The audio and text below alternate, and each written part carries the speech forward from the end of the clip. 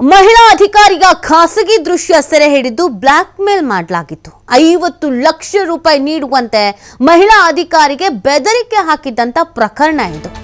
ಬೆದರಿಕೆ ಗ್ಯಾಂಗ್ನ ಖೆಡ್ಡಾಗೆ ಕೆಡವಿದ ಮಾಳಮಾರುತಿ ಪೊಲೀಸರು ಮಹಿಳಾ ಅಧಿಕಾರಿಗ ಖಾಸಗಿ ದೃಶ್ಯವನ್ನ ಸೆರೆ ಹಿಡಿದಿರುವಂತದ್ದು. ಆನಂತರ ಬ್ಲಾಕ್ ಮೇಲ್ ಮಾಡಿರೋದು 50 ಲಕ್ಷ ರೂಪಾಯಿ ಕೊಡಿ ಅಂತ ಮಹಿಳಾ ಅಧಿಕಾರಿಗೇನೆ ಬೆದರಿಕೆ ಹಾಕಿದಂತ ಪ್ರಕರಣ ಇದು. ಬೆದರಿಕೆ ಹಾಕಿದಂತ ಗ್ಯಾಂಗ್ನ ಖೆಡ್ಡಾಗೆ ಕೆಡವಿದ್ದಾರೆ ಮಾಳಮಾರುತಿ ಪೊಲೀಸರು. ಅಧಿಕಾರಿ ಬೆಡ್ರೂಮ್ಗೆ ರಹಸ್ಯ ಕ್ಯಾಮರಾವನ್ನ ಅಳವಡಿಸಿತ್ತು ಈ ಗ್ಯಾಂಗ್. ನೋಡಿ ಎಂತ ಮೊಂಡುತನ ಅಂತ. ಅಧಿಕಾರಿ ಇದ್ದಂತ ಬೆಡ್ರೂಮ್ಗೆನೆ ಹೋಗಿ ರಹಸ್ಯ ಕ್ಯಾಮ್ರಾ ಅಳವಡಿಸಿ ಆ ದೃಶ್ಯ ಎಲ್ಲ ತಗೊಂಡಿರೋದು.